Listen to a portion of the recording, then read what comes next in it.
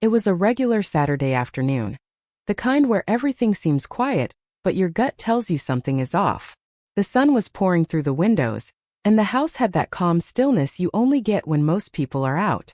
My wife had just left for a weekend visit to her sister's place. A last-minute plan, something about helping her out with the kids. I told her it was no problem, and that I'd stay home and keep an eye on things. It was just me and my stepdaughter in the house now, Lily 17, bright, quiet, always polite, but with a look in her eyes lately I couldn't quite read.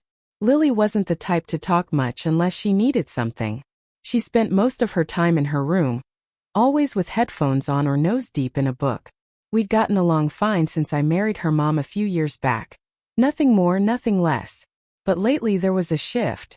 Not in anything obvious, just little things. The way she'd look over at me when she thought I wasn't paying attention, or how she'd ask questions that seemed like they had layers to them. I figured it was just teenage stuff, complicated emotions, maybe even trying to figure out her place in the house now that there was a stepdad around. So that day, not long after her mom pulled out of the driveway, I was in the living room flipping through channels trying to find something to watch. The TV buzzed softly, the only real noise in the room.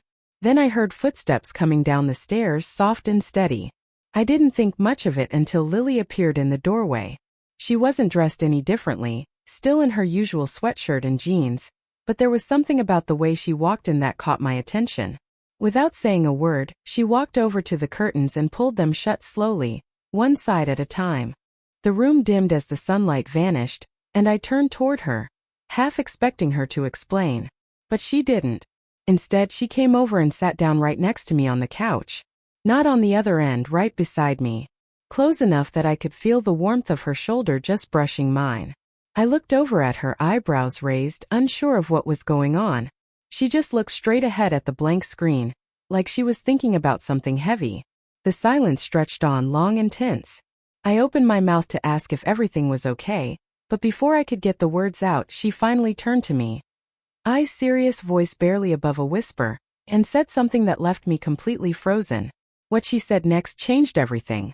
She looked me straight in the eyes, her voice low and steady. I need to tell you something, but you can't tell Mom. My chest tightened instantly. There was a long pause where neither of us spoke, and I could feel my heartbeat in my ears. Lily had never spoken to me like this before.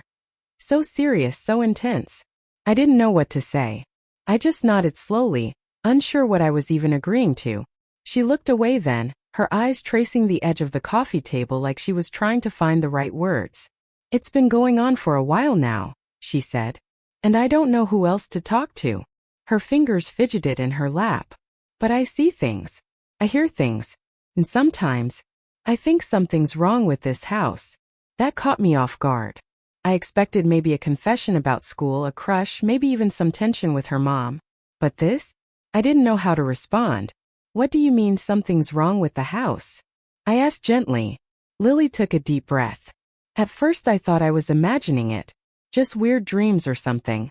But then I started noticing things missing, little things. My phone charger, a pair of socks, even one of Mom's necklaces. I'd look all over and they'd just vanish. Then a few days later they'd be back. But never in the same spot.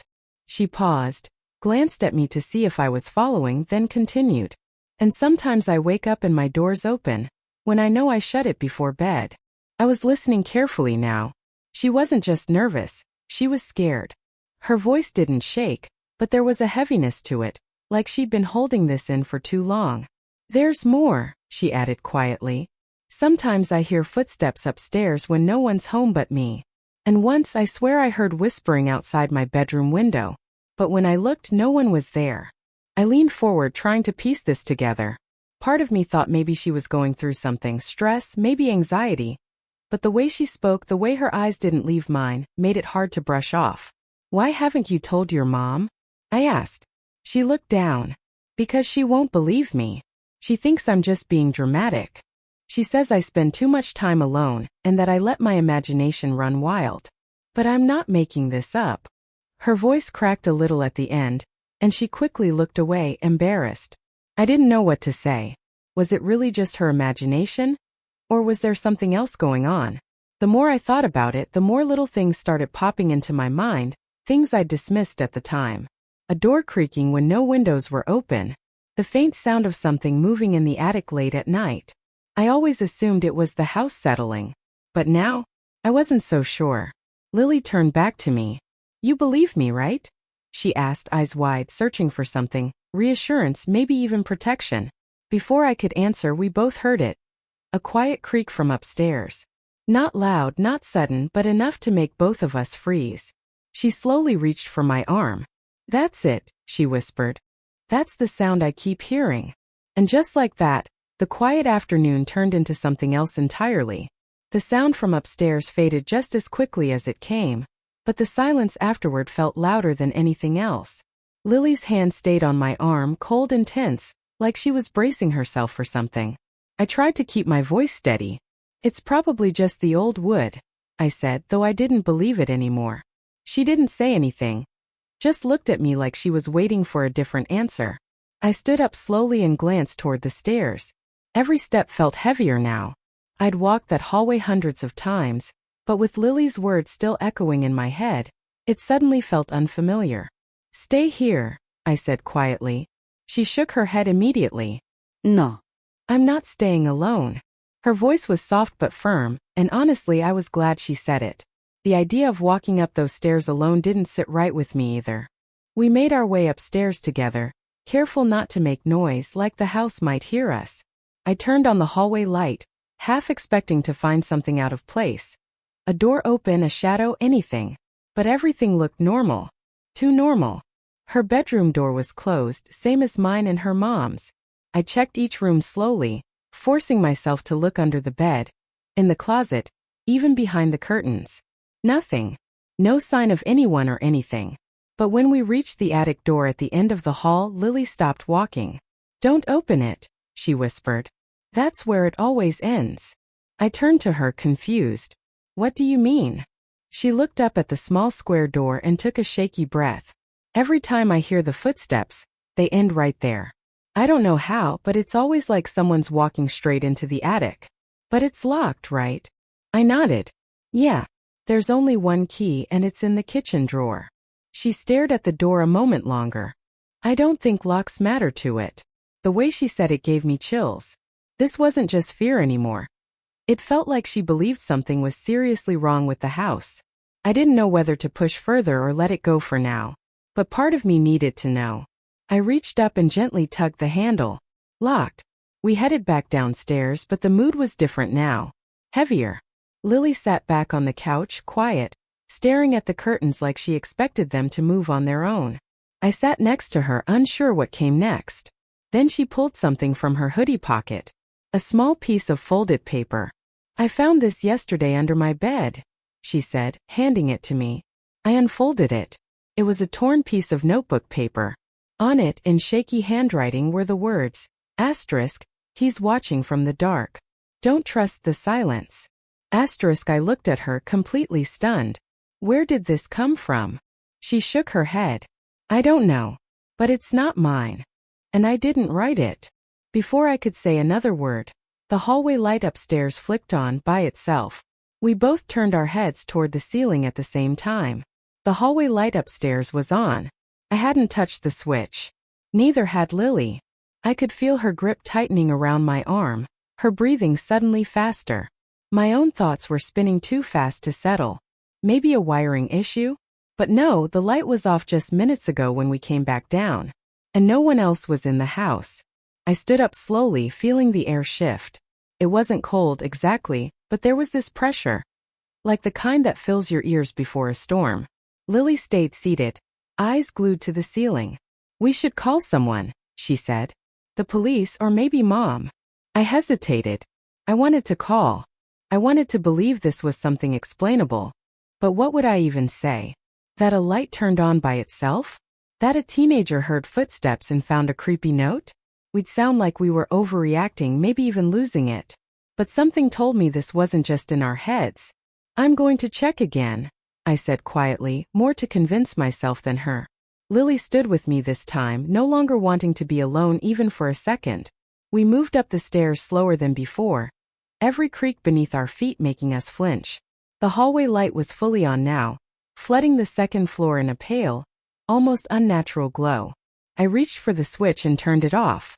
The second I did, a loud thump came from the attic.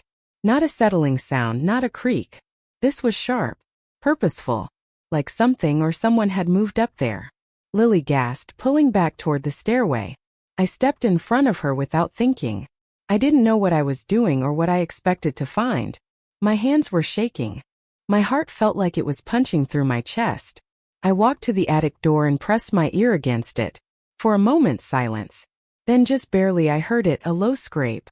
Something dragging across the floor above. "I'm getting the key," I whispered and turned back down the hallway.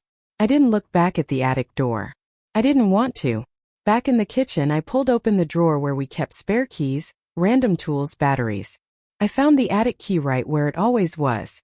But just as I turned to go back upstairs, Lily screamed. I dropped the key and rushed back up. She was at the top of the stairs, pale and shaking. "It opened," she said, pointing behind her. "The attic door. It just opened on its own." I looked past her. The door was wide open now, swinging slightly like it hadn't settled yet. Darkness stretched behind it, deep and endless. No sound. No movement. We stared at the opening, frozen. Then Lily whispered, barely audible, "He's in there." My throat tightened. "Who?" I asked. She looked at me, eyes wide with terror. "The one who's been watching us."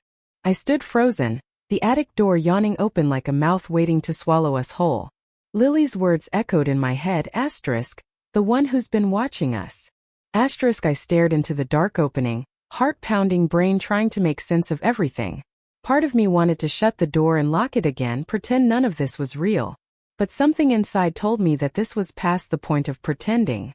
I took a cautious step forward, but Lily grabbed my hand. "Please don't go in there," she whispered. "I don't think you should see what's inside." Her voice cracked as she spoke, and I looked at her, really looked, and for the first time noticed something I'd missed before. There was a small bruise on her wrist. Faint, almost healed. I hadn't seen it earlier. "Lily, how long has this been going on?" She didn't answer right away. She glanced toward the attic, then back at me. "Since before you moved in," she finally said. "Mom never believed me. She said it was just my imagination. But I think she knew something was wrong too. She just didn't want to face it." A cold chill ran through me. I had assumed all of this started recently, maybe a few weeks ago. But now it sounded like this presence, whatever it was, had been here longer than I'd even been part of their lives. And my wife never mentioned anything. Ever. We stood there a moment longer, the silence between us heavier than ever. Then just when I thought the night couldn't twist any further, we heard it. A voice. Faint. From the attic. A man's voice. Calm. Whispering. "Lily." She stiffened immediately. I could feel her nails digging into my hand. "That's him," she whispered. "That's the voice from my dreams." My blood ran cold. "You've heard that voice before?" She nodded slowly. "He talks to me in my sleep. Tells me things. Sometimes I wake up and I'm standing at the attic door." That's when it hit me, the missing objects. The strange noises. The whispers. It wasn't random. Someone, or something, was trying to reach her. And not just when she was awake. Suddenly, a cold gust of air rushed down from the attic, hitting us both like a slap. The lights in the hallway flickered, then went dark. Lily let out a sharp breath and stepped back. In the pitch-black silence, I heard something fall behind me. Not from the attic, but from downstairs. I turned, confused. Then my phone buzzed in my pocket. One new message. From my wife. I opened it, hands trembling. It was a photo. A selfie. She was smiling. But it wasn't the background that stopped me, it was the timestamp. The photo had been taken 30 seconds ago. And behind her was our living room. She wasn't at her sister's after all. I stared at the photo on my phone, heart hammering in my chest. My wife was in the living room, our living room, and yet we had both watched her drive off earlier that afternoon. Lily looked at me, confused by my expression. I turned the screen toward her. Her face drained of color. "She's here," she whispered. I didn't answer. I couldn't. I rushed down the stairs 2 at a time, my legs moving faster than my thoughts. Lily followed close behind. When we reached the living room, it was empty. The lights were off. The curtains still drawn shut. No sound. No sign of anyone. But the front door was unlocked. I stepped forward slowly, scanning the room, listening for any movement. That's when I saw it. On the coffee table, where my wife never left anything, her phone. The same one she'd supposedly just used to send that selfie. Picked it up. The screen was cracked across one corner, and it was still open to the camera app. My thumb brushed the gallery and there it was, the photo she just sent. But now I could see something I hadn't before. Her smile was off, too forced. Her eyes weren't looking at the camera. They were looking past it. At something behind whoever had taken the photo. "Where is she?" Lily asked, barely above a whisper. Then came a sound from the hallway behind us. A soft creak, like someone shifting their weight. I turned slowly, phone still in my hand, and saw movement in the shadow near the kitchen. "Hello," I called out, voice tight. "Is someone there?" There was no answer. Just a slow, dragging sound, like something scraping across the floor. I reached toward the counter and grabbed the flashlight we kept by the sink. I clicked it on and swept the beam across the hallway. It landed on something that made both Lily and me freeze in place. It was my wife. But she wasn't standing. She was sitting on the floor, leaning against the wall, her head slumped to the side. Her eyes fluttered open at the light, dazed and unfocused. "He's still here," she mumbled. Lily ran to her. "Mom!" I knelt beside them, checking her for injuries. She was cold, disoriented. "What happened? Who's here?" She looked at me, eyes glassy. "He tricked me. Took my phone. Said you'd understand once you saw." Before I could ask what she meant, Lily's phone vibrated in her hoodie pocket. She pulled it out. One new message. No name. Just a number. It was a video. She hit play. The screen lit up with static, then slowly came into focus. It was us, standing in the attic doorway just minutes earlier. But the camera angle, it wasn't from a phone. It was from inside the attic. Someone had been filming us. The final frame of the video paused on a face, blurred but there just behind Lily. Smiling. And suddenly the attic door upstairs slammed shut. The slam from upstairs echoed through the house, cutting through the silence like a warning. All three of us flinched, instinctively drawing closer together. My wife, still groggy, tried to sit up. I helped her gently, my eyes never leaving the staircase. Lily's face was pale, her fingers trembling around the phone, still playing the final frame of the video. That image burned into my mind, the blurred face, the twisted smile, standing right behind her in the attic. I didn't wait. I grabbed my phone, called 911, and told them exactly what was going on. Someone had broken into our house, was hiding in the attic, and we were scared for our lives. The dispatcher promised help was on the way. While we waited, I locked every door and pulled both of them into the kitchen, the only room with a solid back exit. It took the police 11 minutes to arrive. In those 11 minutes, we didn't hear another sound from upstairs. No footsteps. No voices. Just silence. The kind of silence that feels too still to be natural. When the officers arrived, they swept through the house with flashlights and weapons drawn. They checked the attic thoroughly. It was empty. No one there. No sign of forced entry. But they did find something hidden beneath the insulation in one corner. A small wireless camera. Attached to it, a battery pack and a data card. It had clearly been up there for some time. The footage on the card matched the video Lily had received. Someone had been watching us. Recording us. For weeks, maybe months. That night we didn't sleep. The police opened an investigation, took the evidence, and advised us to stay somewhere else while they worked through it. So we did. We stayed with a friend across town for the next few days. We had the locks changed, installed a full security system, but the feeling never quite left us, that sense of being watched even in safety. Eventually, the police found out who had set up the camera. A former tenant of the house. A man with a long history of mental illness and a record of trespassing. He'd been evicted years ago but apparently never let go of the place. No one knows how he got back in or how long he'd been coming and going. But the attic? That had been his hiding place. His way of staying connected to the home he'd lost.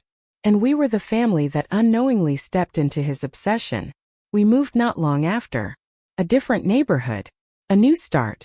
But sometimes late at night, Lily still checks the closet twice.